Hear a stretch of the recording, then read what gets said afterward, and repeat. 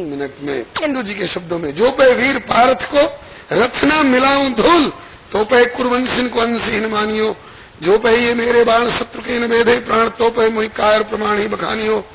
एहो घनश्याम तुम महारथी के सारथी हो, तुम भी महारथी हो, जंग रंग ठानियो, जो पे ब्रजराज तुम्हें शस्त्र न गा दूंगा, तो पे मुहि संतनु को पुत्र ही न मानियो।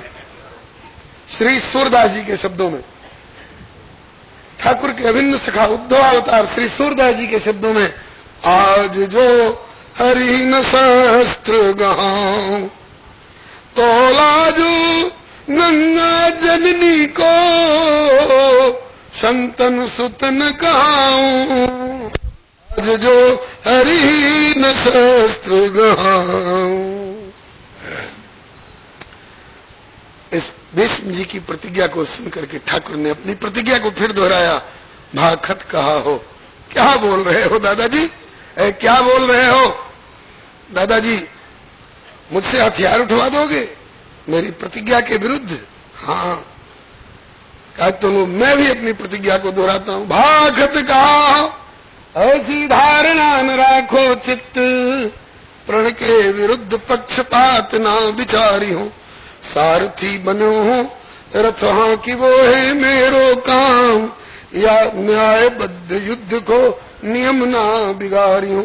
बिंदु कवि होती ना प्रतीति तो सुनो भीष्म, फिर से शपथ करके समस्त संकटारी हो, जो पे एक बाप ही को सबल सुपूत हुई हो, तो पे काहू भांति शस्त्र कर में नधारी। कहा कि अच्छा, दोनों ने एक दूसरे के विरुद्ध प्रतिज्ञा ठान ली, भक्त ने और भगवान ने। भक्त ने कहा कि अगर तुम्हारे हाथ में हथियार नहीं उठवा दिया तो मैं गंगा का पुत्र नहीं, मैं शंतनु का पुत्र नहीं। भगवान ने कहा कि अगर मैंने हथियार उठा लिया तो मैं एक बाप का बेटा नहीं। दोनों में से एक ही साबित होंगे एक बाप के बेटे। कौन? बलिहारी। भीष्म पितामह ने बाणों की वो घनघोर वर्षा की कि अर्जुन घबरा गए। सखे बचाओ, लगता है अब दादाजी प्राण नहीं छोड़ेंगे। भीष्म के बाण सोहे के व्यथित वीर पारथ पुकारे पाहि पाहि शरणागति, समर समक्ष कृष्ण धाये रथ चक्र लेके, जाकी ज्योति कोटि कोटि सूर्य सम जागती, त्याग धनुष बाण। भीष्म को इतने ही से मतलब था। ठाकुर रथ का चक्का लेकर के दौड़ा, भीष्म जी ने धनुष बाण धर दिया, मेरी प्रतिज्ञा पूरी हो गई। इधर अर्जुन ने पांव पकड़ लिए, ठाकुर संकल्प मत छोड़ो, नहीं तो तुम्हारे संकल्प पर टिका हुआ चंद्रलोक धरती पर आ टकराएगा, तुम्हारे संकल्प पर टिकी हुई धरती समुद्र में निमज्जित हो जाएगी, प्रलय हो जाएगा। उधर भीष्म जी बोले जा रहे, त्याग धनुष बाण भीष्म बोले, अहो गोविंद शस्त्रधार लीनो भई प्रण की कहा गति, झूठो प्रण करके निज पित को कलंकित कीनो, एहो ब्रजराज तुम्हें लाज न लागती। प्रतिज्ञा कर ली एक बाप का बेटा हूं तो धनुष नहीं उठाऊंगा, उठा लिया। अरे हथियार उठा लिया, कोई एक ढेला भी उठा लिया तो हथियार उठा लिया, एक लाठी भी उठा ली तो युद्ध में हथियार उठा लिया, रथ का चक्का ही सही उठा लिया। क्या साबित हुआ? ठाकुर बोले कि यही न साबित करोगे दादाजी कि कन्हैया एक बाप का बेटा नहीं? आप क्या कहोगे हमसे सुनो। बोले गोविंद सुनो भीष्म भगतराज, मोको जन्म देन हारे जगत में अपार है, सिंधु खम्भ पृथ्वी पाषाण ते प्रकट होत, कहाँ लगे बखानो मेरे अमित अवतार है। पिछले अवतारों की बात छोड़ो, इसी अवतार की बात लो। अवतार भी न कह करके जन्म भी कहो तो भी बात प्रकट है। को कहते है वसुदेव देव की को लाल, और को कहे कि नंद और यशोदा के कुमार है, तो जाके एक बाप हो बचावे निज लाज सोई, मेरी कौन लाज मेरे पिता तो हजार। आज भी ब्रजवासिनी गाती है, खास करके बरसाने वाली, अरे या की जात न जानी जा, बलमु मेरो सत्य जतिया, या की जाती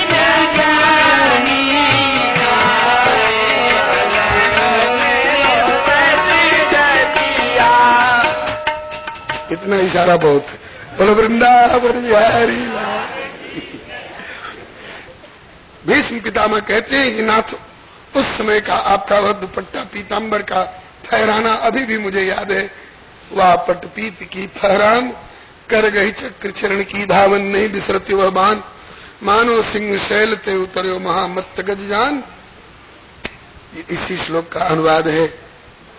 धृत रथ चरणों भेयात चलत गुरु, हरिरि वहंतु विभम गतोत्तरीय। गतोत्तरीय, उत्तरीय आपका जाने कहा भागा जा रहा था। आप कितने भक्त वत्सल हो, अपने भक्त की प्रतिज्ञा के लिए आप अपनी प्रतिज्ञा को छोड़ देते हो। ये तो ठाकुर का उत्तर, हंसी का उत्तर हंसी में था। एक ठोस बात और सुन लीजिए। बोले कि जब होड़ लगी मेरे भक्तन से, तब मेरी वहां कुछ भी न चले, मुझ में और मेरे भक्तन में मुझसे मेरे भक्त प्रबल निकले।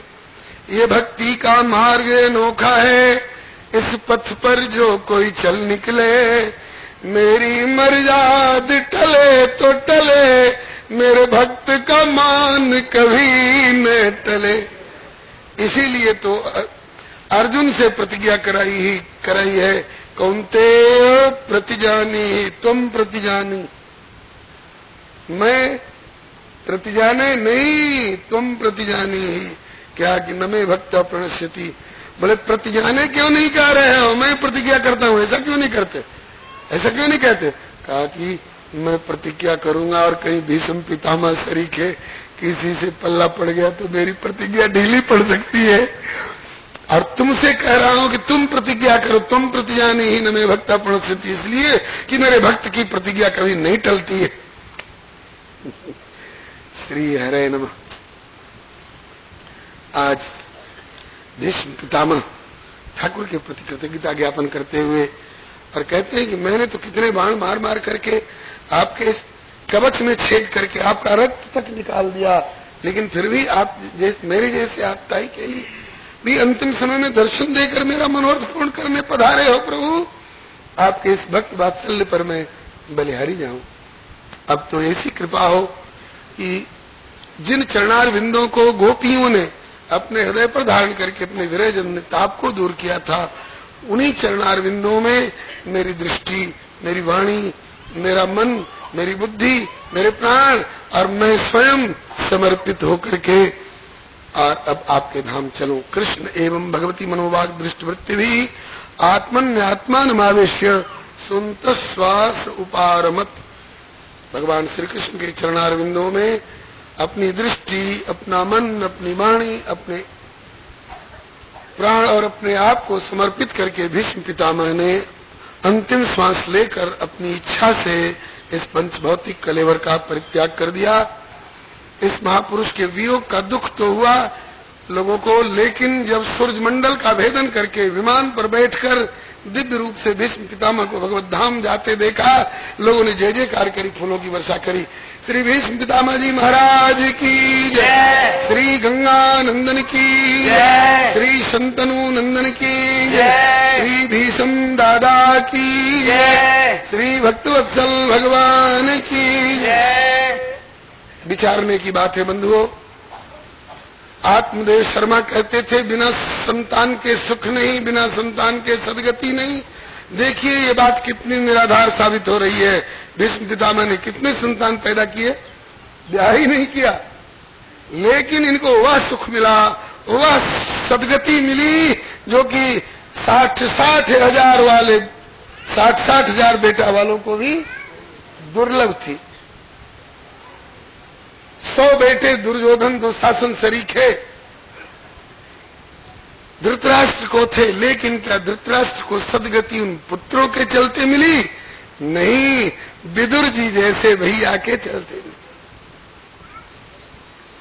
तो कई लोग अब भी आकर हमारे सामने रोते हैं, कहते हैं महाराज जी, हाँ भैया, बोले अपनी जिंदगी में अपने हाथों से अपने लिए श्राद्ध और पिंडदान किया जा सकता है कि नहीं? क्यों भाई, बाल बच्चे नहीं है क्या? बोले महाराज बेटे तो 4 हैं। तो फिर अपने हाथ से श्राद्ध करने का विचार क्यों?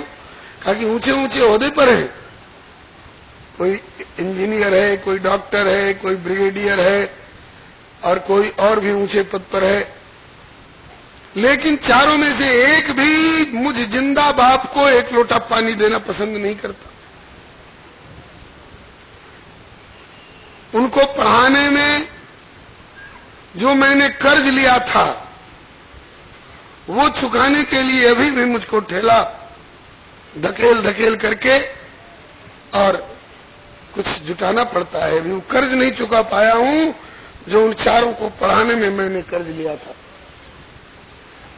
सोचिए, 4-4 बेटे वाले, 100-100 बेटे वाले तड़प रहे हैं एक चुल्लू पानी के लिए, और भीष्म पितामह बिना पुत्र पैदा किए आज हर भारतीय के श्रद्धेय होकर के और तर्पण प्राप्त कर रहे हैं।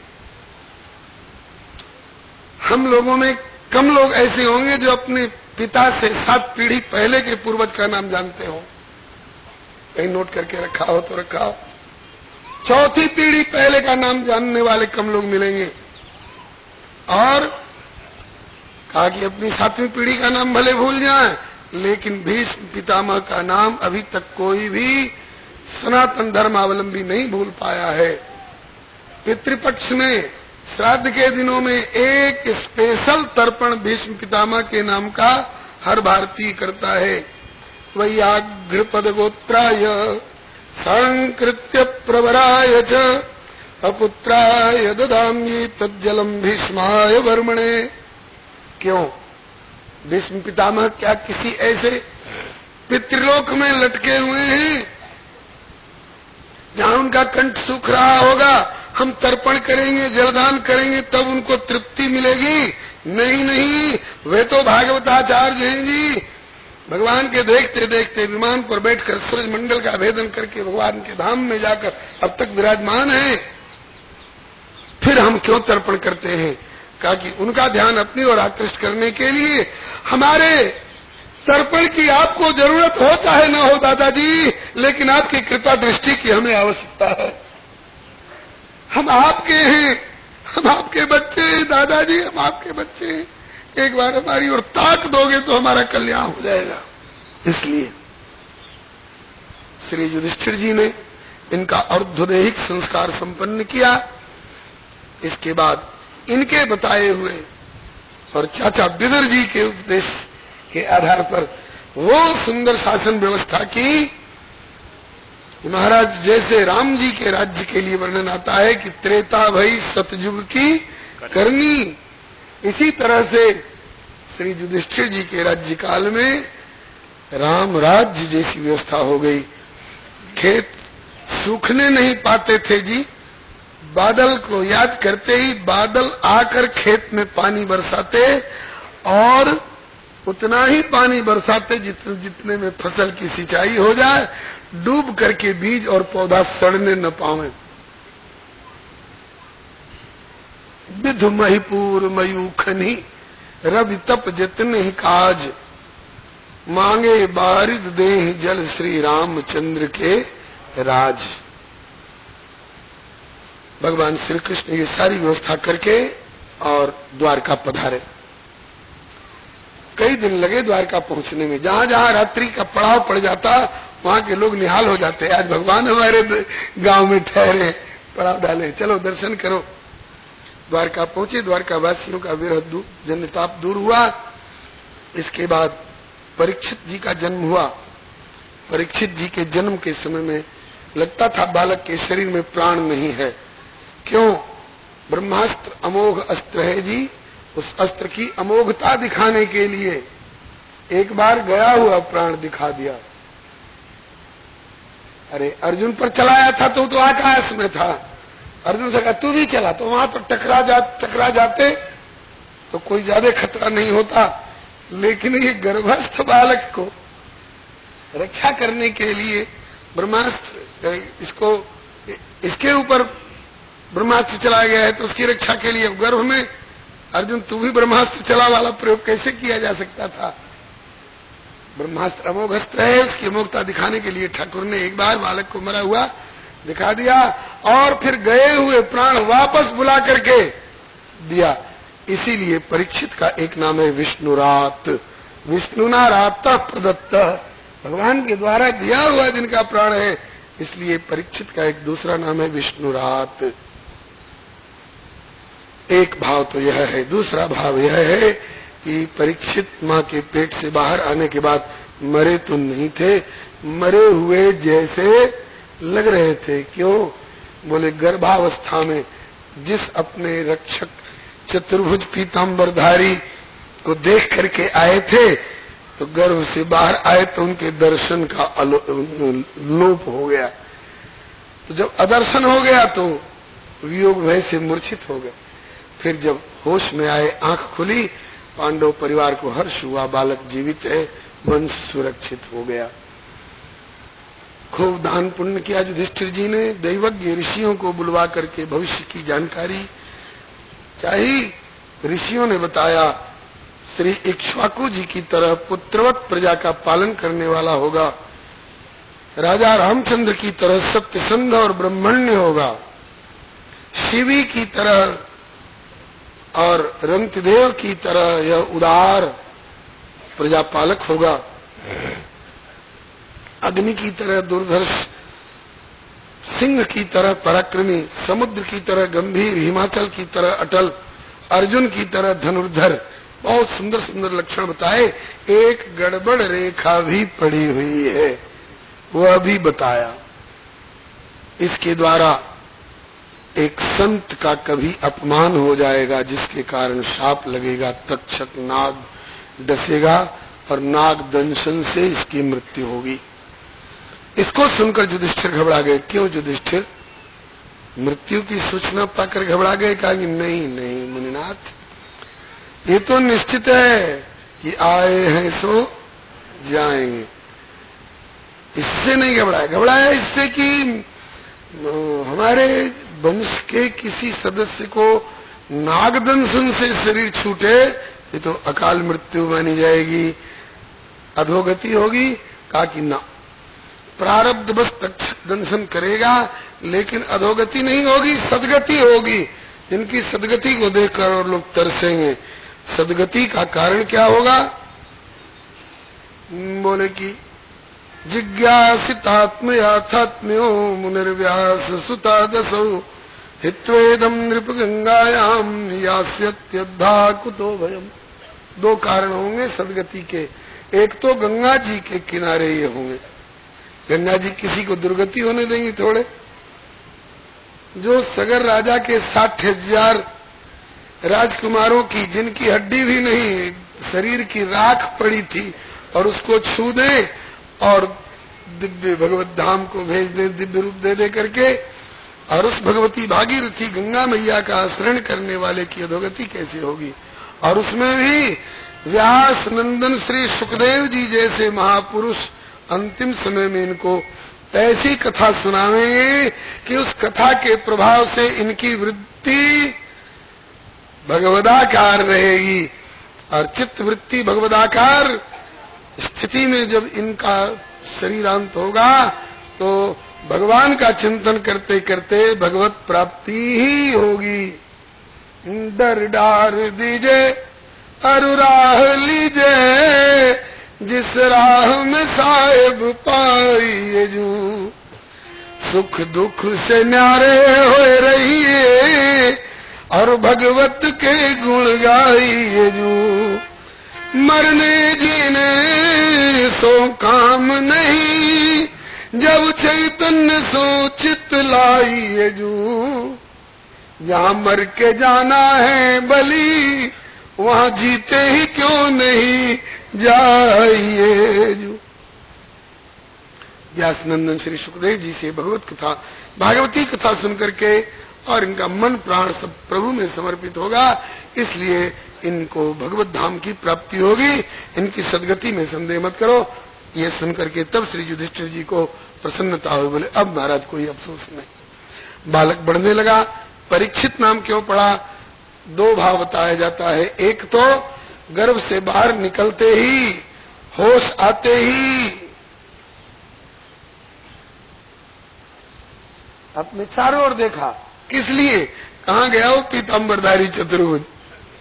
तो परिता इक्षिता परीक्षिता। और दूसरा भाव जो श्री सूत जी बताते हैं, स एस लोके विख्यात परीक्षित यत् प्रभु, क्योंकि गर्भे दृष्ट मन ध्यायन परीक्षेत नरेश्व्य। थोड़े और बड़े होकर के और जिस किसी पीतांबरधारी को देखते थे तो जाके उसको पकड़ लेते थे। याद आती थी उस गर्भस्थ पीतांबरधारी की, तो पीतांबरधारी को पकड़ लेते थे, फिर उसके मुंह की ओर ताकते थे, देखते थे कि अरे इसको चार भुजा नहीं है तो छोड़ देते। तो परीक्षित नरेश्व्य, नरों में परीक्षा करते थे कि ये वो है कि नहीं, ये वो है कि नहीं जिनने गर्भ ने मेरी रक्षा की थी। इसलिए स ए श्लोके विख्यात परीक्षित इति प्रभु। जैसे शुक्ल पक्ष में चंद्रमा की कला रोज बढ़ती है, इस तरह से परीक्षित बढ़ने लगे थे। और बचपन में खेल भी खेलते थे तो भगवत भक्ति के, सेवा पूजा के खेल खेलते थे। खेलऊं तहूं बालकन मीला, करऊं सकल रघुनायक लीला। भगवत संबंधी खेल खेलने में भगवान के वियोग में भी संयोग की अनुभूति होती है। आइए इसके बाद महाभारत युद्ध से पहले विदुर जी तीर्थ यात्रा में चले गए थे। महाभारत युद्ध के पश्चात अब ये श्री मैत्रेय ऋषि से कथा उपदेश प्राप्त करने के पश्चात हस्तिनापुर आए। युधिष्ठिर जिनके चरणों में लौट गए, पूजन किया, रोकर कहने लगे, चाचा जी हम लोगों को छोड़कर आप कहां चले गए थे? कहा बेटा जब दुर्योधन ने भगवान श्री कृष्ण के वचन को ठुकरा दिया तो मैं समझ गया कि युद्ध होकर के रहेगा। मैंने सोचा कि यहां रहूंगा तो अपनी आंखों के सामने अपने वंश का संहार देखना पड़ेगा। अपनी आंखों के सामने वंश का संहार देखना अभिष्ट नहीं था, इसलिए मैं तीर्थ यात्रा में चला गया था। चाचा जी आप गए होंगे तीर्थ यात्रा में, लेकिन क्या तीर्थों से पवित्र होने? और लोग जाते होंगे तीर्थों से पवित्र होने, आप तीर्थों को से पवित्र होने नहीं। मेरा विश्वास है आप जैसे महापुरुष तीर्थों में जाते हैं तो तीर्थ भी पवित्र हो जाते हैं। भगवद विधा भागवता तीर्थभूता स्वयं तीर्थी कुर्वन्ति तीर्थानि स्वांतस्थे नगदाभृता। बालापन से हरि भजे जग से रहे उदास, तीर्थ आशा करत हैं कि कब आवे हरिदास। भले आप तीर्थ में चले गए होंगे, शरीर गया होगा आपका तीर्थ में, लेकिन मन तो आपका हम लोगों के साथ था। क्योंकि जैसे कछुआ कछुई अंडा दे देते हैं कहीं और स्वयं कहीं रह करके अपने मन से उनका चिंतन करके पोषण करते हैं, ऐसे ही रामई बंधु सोच दिन राती, अंडन कमठ हृदय जेहि भांति। कुटिल कर्म ले जाओ मोहि जह जय अपनी बरियाई, तह जन छिन छो छाड़िए कमठ अंड की नाई। ऐसे ही आप कछुए के अंडे की तरह दूर रह करके भी हम अपने बालकों का पोषण करते रहे। चाचा जी अगर आपने हमारे बचपन में लाह वाले घर में सुरंग नहीं बनवा दिए होते तो हम पांचों कभी जल के समाप्त हो गए होते। आपकी कृपा से ही हम लोग उस आपके बनवाए हुए सुरंग से निकलकर बच सके। इस तरह से बड़ी कृतज्ञता ज्ञापन की, पूजन किया, आदर किया। रात्रि का समय जब आया तो श्री विदुर जी धृतराष्ट्र के उस कमरे में गए जिसमें अपने 100 बेटों के मरने के बाद इन पांडवों के यहां रह करके जैसे तैसे अपना पेट पाल रहे थे। जैसे तैसे क्यों? क्या युधिष्ठिर इनको भरपेट भोजन नहीं देते थे? युधिष्ठिर तो अपने पिताजी से बढ़कर के इनका आदर करते थे, ताऊ जी का, ताई जी का।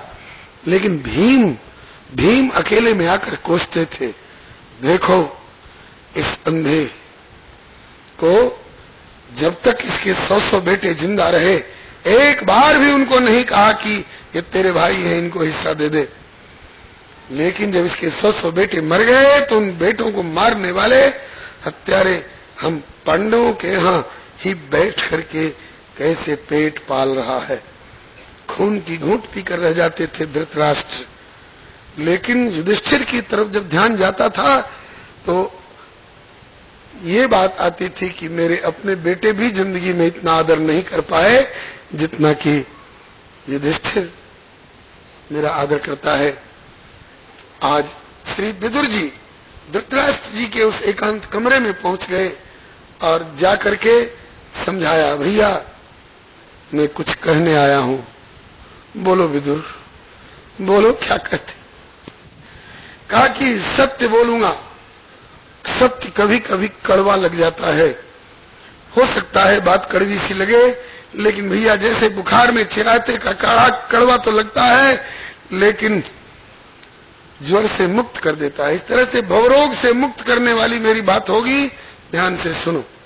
हाँ बोलो भैया विदुर, मुझे विश्वास है तुम जो कहोगे उसमें हमारा हित होगा। हाँ भैया इसी दृष्टि से कह रहा हूं, तुमने पूर्व जन्म में कोई पाप किया था इसलिए अंधे बने, उससे भी ज्यादा पाप किया था इसलिए जिंदगी में 100 बेटों के मरने का शोक सहना पड़ा, छाती पर झेलना पड़ा। चलो पिछले जन्म में कोई गलत काम बना था, इसका परिणाम अब भोग रहे हो। अब भी कम से कम अच्छे अच्छे काम करके अपनी अगली तो बना लेते। पिछली बिगड़ी सो बिगड़ी, अगली तो बना लेते। अगली कैसे बना करती है? श्री सूरदास जी के शब्दों में, जो तू राम नाम चित धरतो तो अब को और आगिलो तेरो 2 जन्म सुधरतो। जो तू राम नाम चित धरतो यम को त्रास सबे मिट जातो और भगत नाम तेरो परतो। तंडुल घिरत समर्पित श्याम को संत परोसो कर तो। जो तू राम नाम चित धरतो हो तो नफा साधु की संगत और तेरो मूल गांठ दे न डरतो।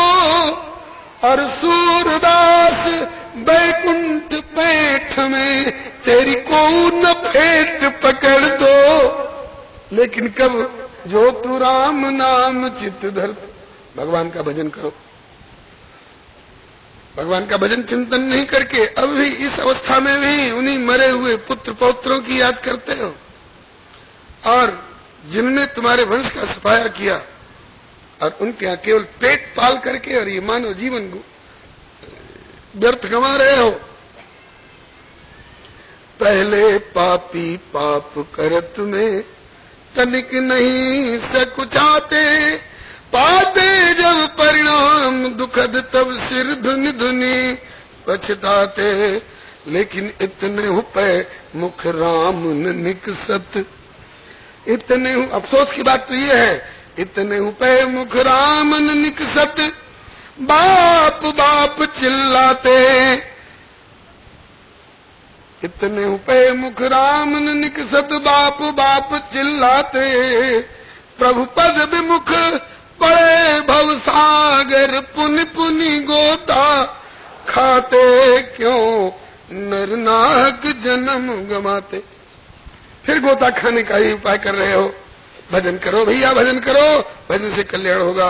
हाँ भैया विदुर, बात तो बड़े हित की कह रहे हो, कल्याणकारक बात कह रहे हो। भजन करने की इच्छा भी होती है, लेकिन यहाँ भजन कहाँ बनता है? बोले गंगा किनारे चलो, हिमालय की तराई में चलो।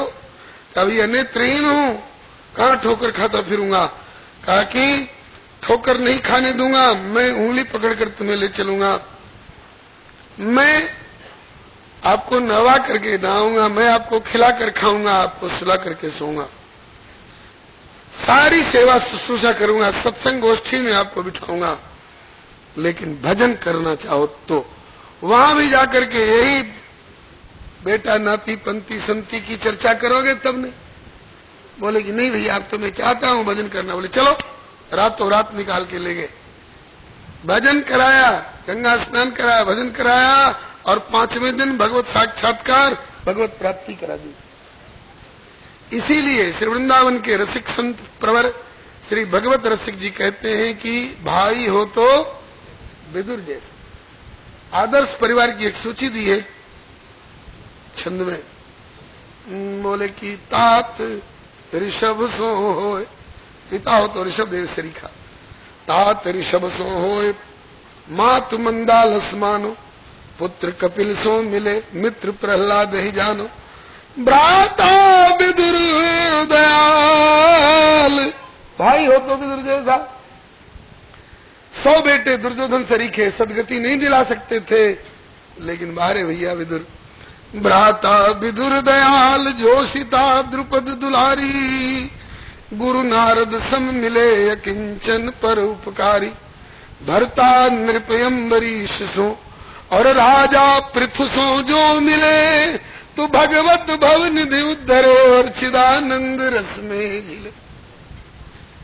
इधर सवेरे जब युधिष्ठिर जी ताऊ जी का और ताई जी का पदबंधन करने गए, कमरे में देखा कमरा सूना है, रोने लग गए, हमसे क्या गलती हो गई जो बिना कह। यूट्यूब चैनल श्री हरे नमः को लाइक शेयर सब्सक्राइब करें। धन्यवाद।